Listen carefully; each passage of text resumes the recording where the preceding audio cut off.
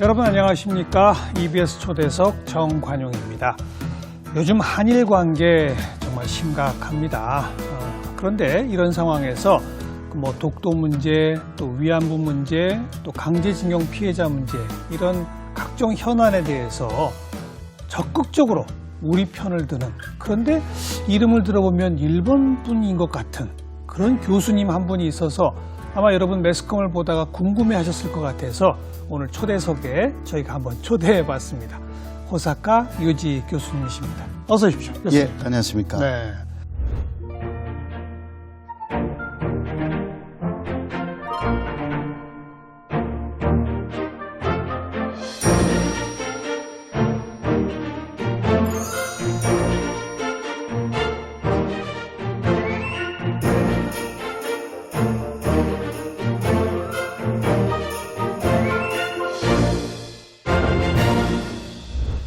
일본에서 태어나신 원래 일본인 맞죠? 예, 원래 일본 사람이고요. 그죠? 네네, 맞습니다. 네. 지금은 국적이? 국적이 2003년에 한국으로 바꿨기 때문에요. 완전히 지금 일본 국적이 없고 한국 국적자입니다. 네. 네, 한국인. 한국인입니다. 호사카 유지. 예, 이름만 일본식으로 보통, 쓰고 있는 거죠. 보통 귀화해서 한국 국적을 취득하시면 한국식 이름을 짓기도 하던데. 예, 그렇죠. 왜 안 하셨어요? 예, 그래서 호사카가 성이기 때문에 호유지로 하려고 몇 번이나. 호유지. 예, 호씨로. 예. 네, 그러나 주변 분들이 그냥 일본 이름을 갖고 있는 거 오히려 좋겠다라는 분들이 꽤 많았습니다. 왜요?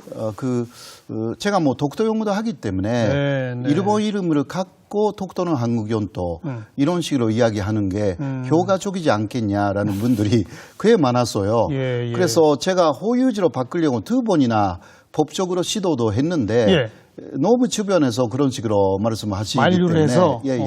저도 다시 생각해서 앞으로 좀 은퇴할 때 호유지로 할까 혹은 다른 이름이 그때 좋은 게 있으면 또 생각하고 그렇게 생각합니다. 아니 이름 들어보면 일본 분 같은데 어떻게 그 민감한 문제에서 그렇게 우리보다도 훨씬 우리 편을 들어주시나 그렇게 궁금해하는 분들 많죠. 저는 학자로서의 당연히 해야 되는 일을 하고 있는 거 뿐이라서 한국 편을 일부러 듣는 게 전혀 아니거든요. 제 입장으로서는. 네. 제 표현이 좀 어색했습니다. 한국 편 드시는 게 아니고 진실의 편에 서 계신 분이. 객관적인 사실을 그대로 말하는 입장을 고수하는 거죠. 저로서도. 네. 네네. 한국인 처음 언제 오셨어요? 88년에 왔습니다. 88년이면 몇 살 때입니까? 제가 51년생입니다. 그러니까 만으로는 32세였죠. 그때부터 31년 지났습니다. 그러니까 만으로는 지금 63세가 되는 것입니다. 그럼 일본에서 30년, 한국에서 30년. 그 정도가 되고 내년이 되면 32년, 32년으로 비로소 한국에. 88년에는 어떻게 오셨던 거예요? 88년에는 그래서 유학으로 왔죠. 처음은 그래서 어학당에서 9개월간 한국말을 공부를 했고, 그 다음에 저는 고대 쪽으로 갔으니까요. 고대 3학년에 입학을 했습니다. 3학년? 편입이죠. 편입. 왜냐면 전공을 바꿨어요. 그러니까 원래 공학부였는데 일본에서는 4학년 졸업을 했는데 공학계통 대학을 다 졸업하셨어요? 네, 졸업했죠. 졸업해서 와서 금방 대학원 진학이 괜찮다고 했는데 그래도 전공을 정치외교로 바꿨기 때문에 원래는 역사 공부를 하고 싶었는데 여러 가지 면에서 미래까지 보는 정치외교를 조금 선택했고요. 그때 완전히 전공을 바꾸니까 1년 정도는 편입해서 학부에서 공부하는 게 좋다라는 조언이 많이 있어서 그래서 3학년만 다녔습니다. 1년간. 그렇게 해서 대학원으로 들어가는데 필요한 과목을 주로 이수하고 이수하고 그 다음에 일본에서 4년제를 졸업했기 때문에 이제 대학원 갈 수 있는 자격이 있으니까 정치외교학과 석사로 석사 박사로 이렇게 갔습니다. 그럼 이제 그 대목에서 정치 외교학 한국 역사 공부를 해야 되겠다라고 마음먹게 된 또 계기는 뭡니까? 어렸을 때부터 먼저 한국인에 대한 관심이 꽤 많았습니다. 제가 왜요? 그러니까 일본에서 활약하고 있는 그 스포츠 선수라든가 네. 그리고 연예계에 굉장히 유명한 사람들이 알고 보면 제일 교포였습니다. 먼저 네. 장훈 선수 있었죠. 예, 야구 선수 장훈. 역도산도 그렇고 역도산. 최배달도 그렇고요. 최배달. 예. 그 당시 상당히 활약했던 일본에서 그런 분들이 다 알고 보면 제일 교포였기 때문에 상당히 저로서는 특히 일본의 당시 아이들이 마찬가지고요. 제일 교포는 능력이 높다. 그렇게 느낀 거죠. 현재 K-팝에 열광하는 일본인들이 많잖아요. 그것도 역시 K-팝 스타들의 능력에 상당히 감동하는 것입니다. 당연하죠. 굉장히 비슷해요. 제가 그때 제일 교포들에게 반한 내용하고 요새 K-팝이나 한류 스타들에게 반하는 일본 젊은이들의 심정 세계가 좀 비슷하다고 저는 보고 있습니다. 원조 K-팝 팬이군요. 예, 그렇습니다. 거기서 시작돼가지고 또 한일 관계 이야기를 알게 되어서 제일 교포 친구도 생기고요. 그런 와중에서 명성황후 씨의 사건을 알게 됩니다. 명성황후 씨의 사건. 네네네. 네, 그 사건이 저에게 상당히 충격적이었습니다.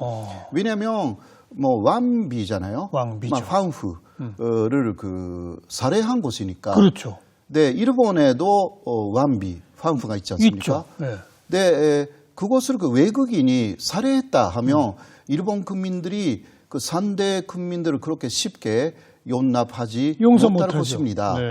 그 입장 바꿔서 생각하면 한국인들이 일본에 느끼는 감정이 굉장히 복잡할 것이다. 맞아요. 라고 그때 느껴서 그리고 그것을 계기로 한일 관계 교과서라든가 학교에서 안 가르쳐준 그런 부분들이 조금씩 제가 알게 되어서 앞으로 기회가 있으면 한국에 가서 역사 공부를 하고 싶다. 그런 그게 첫 번째 동기였습니다. 한일 관계를 공부하면서 진실을 밝히고 싶다는 거는 먼저 지금의 일본, 사죄하고 반성 안 하는 일본 부끄럽다. 이 생각부터 드는 거 아닌가요? 그렇습니다. 그죠? 네, 제가 그러나 고등학교, 대학교 시절 일본에 있었을 때 오히려 현재 일본보다 훨씬 양심적인 일본이 있었던 거죠. 그때는 그랬다. 그렇죠. 지금까지는 아니었다. 지금은 이것은 있을 수가 없는 일본이 사실 존재합니다. 그렇군요. 예. 그러나 단시로서는 주변에 있는 일본인들이 굉장히 좋은 분들이 많고 하는데 왜 45년까지는 안마 같은 일본이 있었는가? 그렇죠. 그게 저의 의문이었어요. 그러니까 그것을 풀어야 된다. 예. 왜냐하면 그때 일본 정부도 그렇게 나쁘지는 않았고요. 주변의 국가에 배려하는 마음들이 조금 있었거든요. 물론 한일 관계에 여러 가지 문제가 단시로 있었습니다. 있었지만 지금 정도까지는 아니었다. 지금하고는 전혀 다르죠. 왜냐하면 집권하는 포스들이었지만 그때는 포스 본류라고 해서 일단 일본이 침략했다는 것을 인정하는 포스였어요.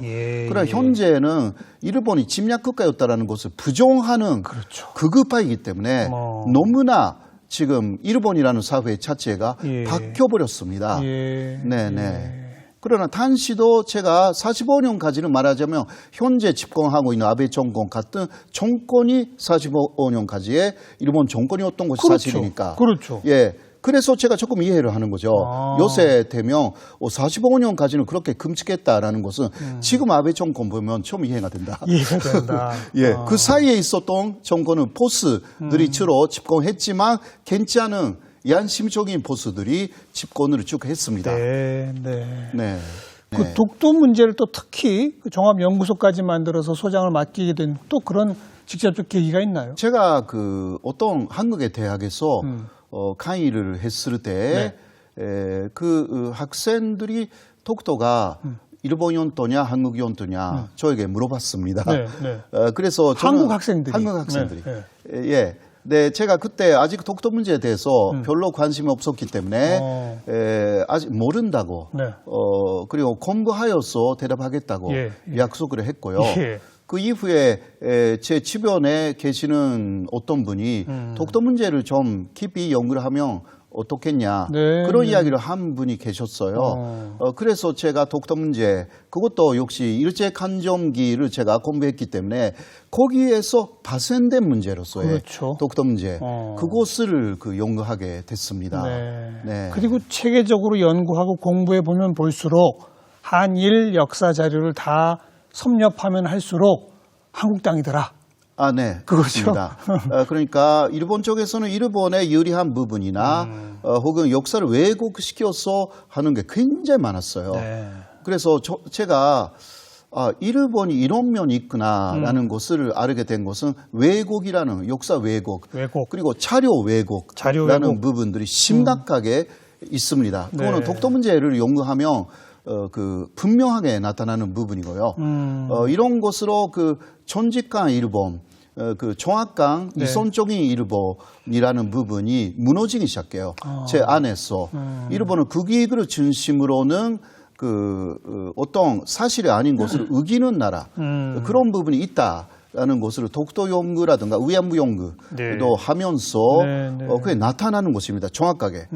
그러나 자연과학이나 이공계 부분에서는 일본은 상당히 우수하다라고 할 수가 있죠. 예, 거긴 거짓말할 게 없잖아요. 그러니까요. 네. 그러나 인문계, 사회과학에 가면 거짓말하기 시작하는 것입니다.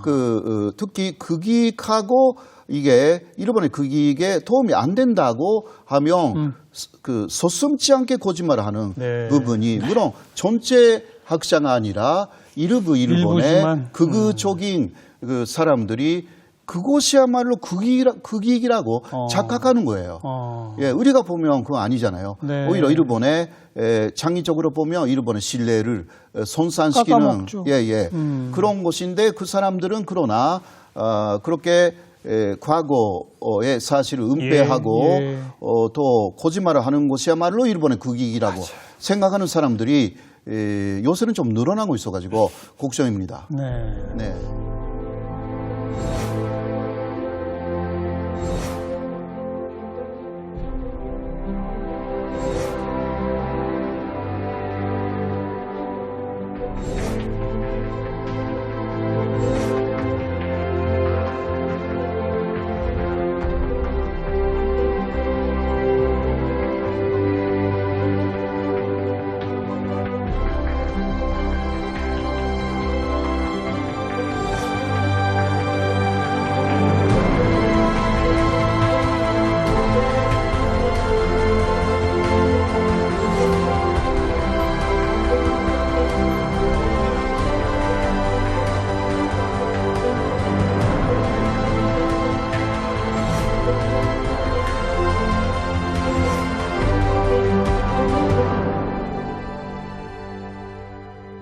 독도 문제 자료를 보면 명백한데 일본은 자료까지 왜곡해가면서 그렇습니다. 거짓 주장을 하더라. 네. 또 위안부 문제. 위안부 문제는 마찬가지입니다. 이번에 자료집도 내시고 한 게 네. 일본의 공식 정부와 군의 개입에 의해서 강제로 이렇게 된 자료들이 쭉 나오는 거 아닙니까? 네, 그렇습니다. 그죠? 근데 네. 그걸 다 부인하는 거죠. 예, 그러니까 그런 것들을 이상하게 담론으로 만든다라는 차원에서 있는 자료도 인정하지 않고 그리고 일본의 유리한 부분만 간주하는 거죠. 네, 이런 것들이 상당히 용어가 있는데도 불구하고 그것을 부정하는. 네, 이게 그리고 손실한 연구를 하신 분들의 목소리가 작은 부분도 있어요. 왜냐하면 집권단들이 즉 요새 2000년 이후는 극우파니까요. 그렇죠. 일본에서. 예. 그러니까 그런 양심적인 목소리가 여러 나오기는 하지만 아주 크게 그것을 보도하지 않는 그쪽으로 즉하고 있습니다.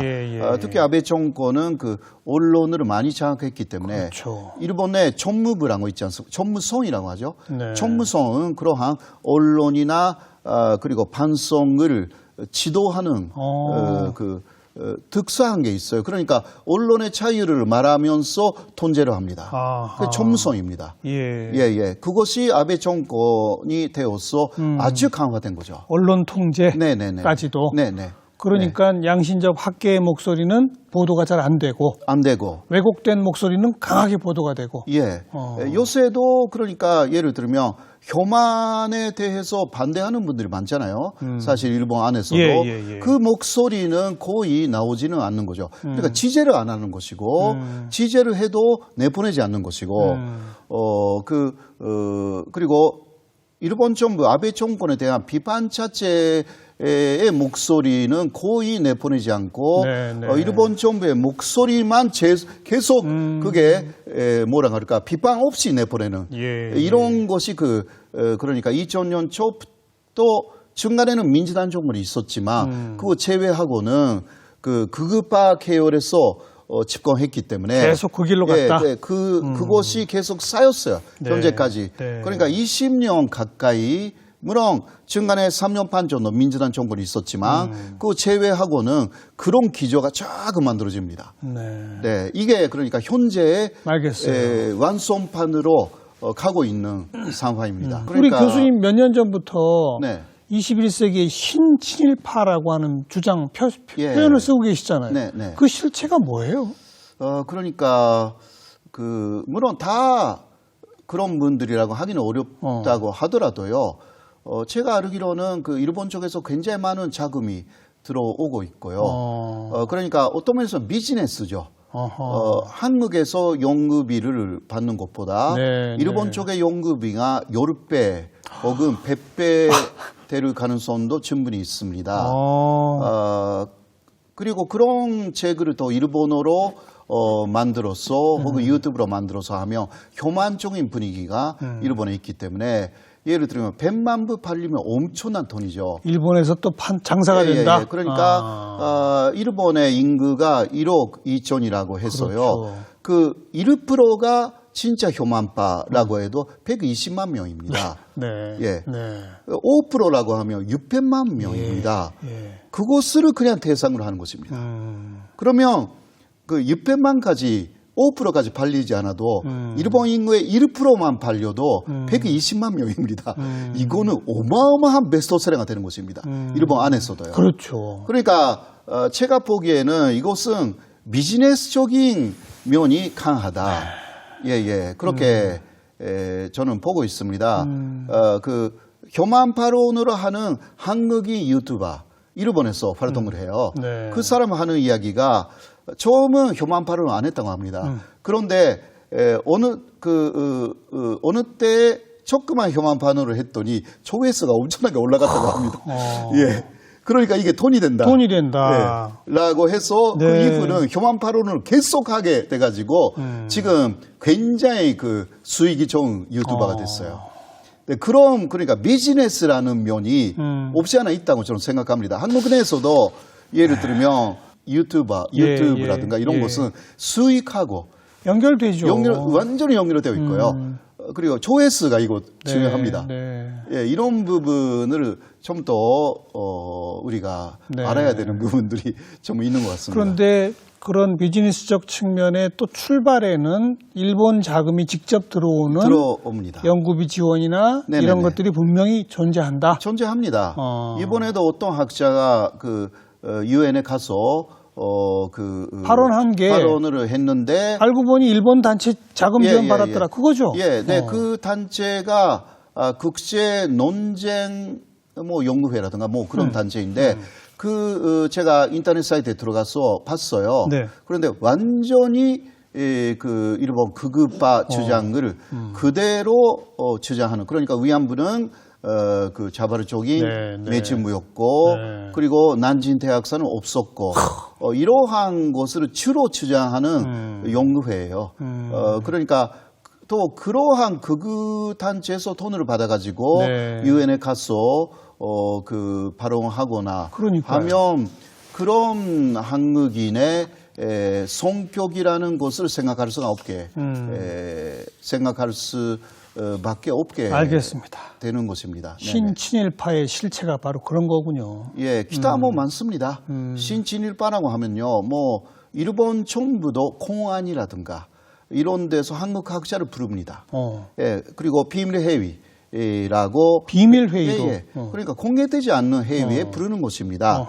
그러면 부담이 없지 않습니까? 한국인들도 예, 공개가 되면 왜 그런 데 가서 그렇죠. 이야기를 했나 그런 식으로 되는데 비밀 회의에 가서 마음대로 이야기를 한다고 해요. 네. 그러니까 계속 일본에 그런 사람을 많이 불러요. 제가 그런 학자들한테 많이 이야기를 들었기 때문에 예, 그렇게 해서 하면 뭐 제재비라든가 비행기 그런 거 다 물론 내주고 사례비가 또 어마어마하게 많다고 합니다. 한 번 이야기를 하는데 뭐 500만 원 이상 주는 거죠. 500만 원? 예, 예. 뭐 한국에서 그런 거 혹시 해봤자 50만 원인데. 그냥 회의인데 학술 회의 비슷한 건데. 학술 회의라고 해도 비밀 학술 회의예요. 그러니까 그 사람들만 가서 이야기를 그냥 하는 거예요. 돈으로 매수한다고 봐도 되겠네요. 예, 물론 일본 쪽에서는 일본 정부 공안이라든가 그리고 내각조사실이라든가 그런 데서 한국에서 말하면 국정원 같은 데서 부르니까 비밀 회의를 하는데 정보를 얻고 싶다 이거죠. 일본에서는 정보를 얻고 싶다라고 하는데 그렇게 비밀 회의니까 여러 가지 이야기를 해도 전혀 걸리질 않잖아요. 그렇게 해서 어마어마한 돈을 주니까 주로 어떤 정보를 얻고 싶다 그러는 거예요? 그러니까 그거는 전공에 따라서 각 전공별로. 예, 저번에는 한국에 중국 전문가가 일본에서 불렀다고 저에게 이야기를 했어요. 어떤 성격이냐 했는데 그런 성격을 이야기했어요. 비밀 회의더라. 예, 예. 제가 조심해라. 돈을 많이 줄 것이다. 근데 이야기를 했어요. 근데 돌아와서 제가 물어봤어요. 어땠냐고. 근데 제가 말한 그대로였다고. 예. 근데 이게 계속되면요, 본인이 알게 모르게 진일파가 되는 거죠. 그렇죠. 왜냐하면 일본에 대해서 비판해야 될 때에 비판을 못하게 되는 거예요. 입을 다물어 버리는 것도. 예. 그거는 그것을 요구를 일본에 하지 않아도 계속 돈을 받으면 사람이 그렇게 될 거예요. 예. 일본이 또 그것을 심리를 잘 알고 있어요. 네네. 일본의 그러한 진일파 만들기는 로일 존젠 전부터 시작됐습니다. 예. 아주 일본의 도움이 되는 세력을 각국에 만든다라는 목표 하에 특히 당시는 일본의 극우 단체가 이런 것을 시작해가지고 당시 한국 내에 만든 것이 아시다시피 일진회. 일진회? 일진회는 그런 식으로 만들어집니다. 그리고 그 이후 일제 간점기가 되어서 즉 진일 단체 그리고 진일파를 일제 간점기 때도 한국 내에 계속 만들어 나갔습니다. 그렇죠. 일본이. 이후도 특히 65년도에 한일 기본조약이 되고 수교가 된 이후에 똑같이 한 것입니다. 한국에 대해서. 지속적으로 한다? 그거는 일본의 국책이자 일본의 외교 정책입니다. 물론 일본에서 보면 그것은 당연한 일본의 국익을 위해서 일을 해주는 외국인을 만든 것은 일본의 하나의 정책이라고 할 수가 있죠. 그러나 그것이 올바르게 움직이고 있으면 되는데 일본의 변이안된 특히 극우파 쪽에 잘못된 은폐된 주장을 그대로 확산시키는 수단으로 쓰이기 때문에 문제가 된다. 그렇게 생각합니다. 그런 자료는 지금 어떻게 공개할 수 없을까요? 일본에서도 비밀 자료겠네요. 그렇죠. 그러니까 한때는 사사가와 재단이 이런 것을 많이 했죠. 그러나 어떤 사사가와 재단? 사사가와 재단이라고 뭐 하는 곳이에요? 이것은 민간 재단인데 원래 사사가와 료이치라는 A급 전범이었던 사람이 만든 극우적인 재단이고 역시 민간의 차원에서 그러나 그런 것을 하는 것입니다. 그러니까 극우파적인 생각을 가지는 한국인이나 중국인 그리고 특히 미국을 로비를 합니다. 예. 왜냐하면 미국을 로비를 해야 일본의 이익이 되니까. 그렇죠. 이게 사사가 재단의 목적이었고 현재는 이름을 바꾸고 니폰 재단이라고 이름을 바꿨는데요. 너무 소문이 나빠서 이름을 바꿨어요. 그거는 민간에서 하는 것이고 그러나 일본 국가에서 하는 자금이 있고 기타 뭐 다른 그 재단들이 굉장히 많고요. 그러니까 예. 일본